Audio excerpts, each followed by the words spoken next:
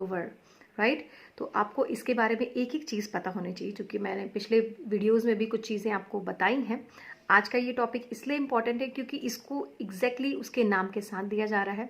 तो ये तीनों नाम क्यों पड़े हैं इसके बारी बारी से ये जानेंगे, प्लस इसके डिफरेंस और भी कुछ मेजर चीज़ें कि ये कोरोना वायरस कैसे आया, क्या हुआ, ये सारी चीज़ें। चलिए स्टार्ट करते हैं। फिर the first one is endemic. Endemic नाम कैसे पड़ा? एंडेमिक का मतलब पहले क्या होता है? एंडेमिक मीन्स, ये जो नाम है ये ग्रीक वर्ड है, और एंडेमिक का मतलब होता है विद इन, और मिक का मतलब होता है पॉपुलेशन या पीपल। अब देखिए क्या हुआ कि पहले ये नाम उस डिजीज़ को पड़ता है पहले, जो कि सिर्फ कुछ लोगों में ही पाया जाता है, राइट। ये बहुत ज़्यादा लोगों में, जब तक कोई केस है, कोई वायरस है या कोई इन्फेक्शन है या डिजीज़ है जो पर्टिकुलर अगर किसी पर्सन में ही सिर्फ पाया जाएगा, तो उसे, उस केस को हम एंडेमिक केस की तरह देखते हैं कि ये ज़्यादा लोगों में नहीं होता है, ये फैलने वाला केस नहीं है, तो उसे एंडेमिक का नाम देते हैं। जैसे कि मान लीजिए इंडिया में जो आप सुनते होंगे चिकन पॉक्स, राइट, जिसको माता बोलते हैं, निकलना, ये सबको नहीं होता, लेकिन ये कंफर्म है कि ये बच्चों में होता ही होता है, बचपने में एक बार तो सबको होना है। इस टाइप के डिजीजेस को हम एंडेमिक बोलते हैं। अब ये कोरोना वायरस से रिलेटेड कैसे हुआ? क्योंकि देखिए, आपको सबको पता है कि कोरोना वायरस वुहान शहर से आया है। सबसे पहले वुहान शहर के वेट मार्केट से, मतलब कि मीट, जहाँ पे मीट बिकता है वहाँ के मार्केट से आया है। वहाँ पे ये जो था, ये सिम्टम्स बस कुछ ही लोगों में था। इसका पहला केस जो आया था वो 10 दिसंबर को आया था, राइट।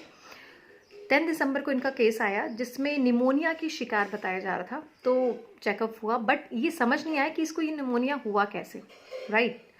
उसके बाद ना केवल एक इंसान, ये धीरे धीरे धीरे धीरे बहुत सारे इंसानों में ये सेम सिम्टम्स देखा गया, ठीक है।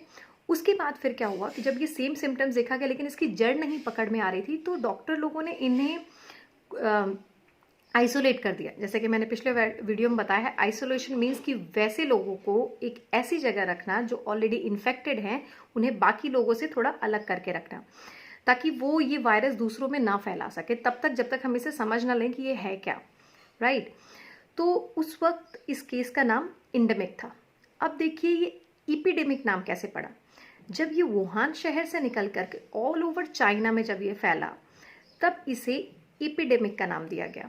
एपिडेमिक्स मीन्स होता है कि अगर आप बात करें तो अपॉन या एवव, यानी कि कोई चीज़ जब एक दायरे में थी पहले, अब वो उससे बढ़ा करके उस दायरे को अब आगे आ गई है, यानी कि ना सिर्फ वुहान में, ये पूरे चाइना में फैल गया। और ये फैलने का इतनी तेज़ी से रीज़न इसलिए था क्योंकि चाइना का दिसंबर लास्ट में न्यू ईयर ईव मनाया जाता है।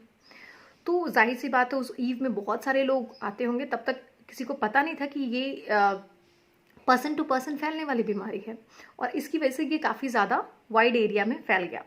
तो एपिडेमिक्स मीन्स आप समझ गए होंगे, एपिडेमिक्स मीन्स कि एक ऐसी बीमारी जो कि थोड़ा लार्ज स्केल पे लोगों के पास फैलती है, पर्सन टू पर्सन, राइट। अब उसके बाद तो ये तो नाम दिया गया WHO के द्वारा आपको करीब ऑन 11 फैब से पहले पहले इसे इपिडेमिक का नाम दिया गया था। बट 11 फैब के बाद इसे पेंडेमिक का के क्लॉज दे दिया गया। पेंडेमिक मीन्स कि ऑल, और pan means all and epic means population, यानी कि ना केवल ये कुछ दायरों में, यानी कि वुहान में, ना सिर्फ चाइना में, ये अब ऑल ओवर द वर्ल्ड फैल चुका है। और रीज़न बिहाइंड, मैंने जैसे पहले कहा अभी, कि उस समय न्यू ईयर ईव चल रहा था, और ना केवल चाइना के लोग बल्कि पूरे देश से, पूरे वर्ल्ड से लोग आए थे वहाँ पे इन चीज़ों को देखने के लिए, एंजॉय करने के लिए। और जो जो लोग वहाँ गए थे, मिले थे, और उसके बाद अपने अपने कंट्रीज़ में गए, और इसकी वजह से ये लार्ज स्केल पे फैल गया, और उसके बाद इसे नाम दिया गया पेंडेमिक का। होप सो ये जितनी भी चीज़ें मैंने आपको बताई हैं ये आपको क्लियरली समझ में आ गई होंगी, अब आपको कोई डाउट नहीं होगा। एंड एट द लास्ट मैं बता दूं, इसको नोवल कोरोना वायरस क्यों कहा जा रहा है? क्योंकि नोवल मीन्स एक ऐसी बीमारी जो कि एकदम नई है मार्केट में, जिसके बारे में किसी को कुछ नहीं पता है कि इसका ये कैसे आया और क्या हुआ, और इसके क्या मतलब एक इलाज क्या होगा। इसलिए इसको नोवल, यानी कि एक ऐसी बीमारी जिसके बारे में आज तक से इससे पहले कभी नहीं पढ़ाई की गई हो। क्लियर? होप सो ये जानकारी आपके लिए बहुत काम आने वाली है। प्लीज़ इसे नोट कर लीजिएगा कहीं पे अपनी लैंग्वेज में। अब एग्ज़ाम में कितना भी घुमा के पूछे आपसे या कोई भी इंसान कितनी भी तरीके से पूछ ले, आप उसे क्लियरली ये जवाब दे सकते हैं, ठीक है।